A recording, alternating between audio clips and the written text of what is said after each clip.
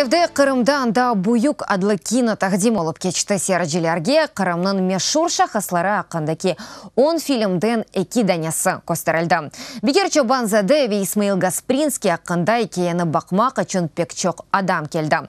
Зал бутун лейталды. Киевден эвел фильм бірчоқ Авропа шерлерінде тақдим етілді. Шу жүмледен Варшава, Прага, Женева, Истанбул. Лейха Исмаил Гаспринский адыны ташыған геостратегик араштырмалар институтынындыр. Весиқалы фильмлер әм Қырымда, әмді қытта Украинада чықарылды.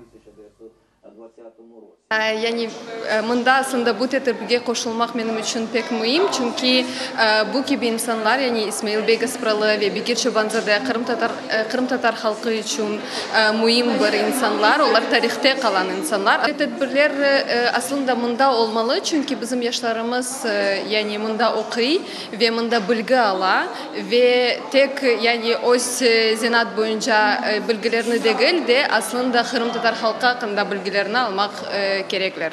Целью этого проекта является информирование украинской общественности. Булейханын мақсады Украин халқына мешур Кырым татарлар ақында мәлімат бермектір. Кырым татар эрбапларны чешет саалардан топлап алмаға тырыштық. Яғни бұл тарих, әдебият, мәдениет, инсан ақлары, музыка, челмекчілік, чешет саалардан түрлі адамлар халқымыздың истидатлы адамларны көстермек тырыштық.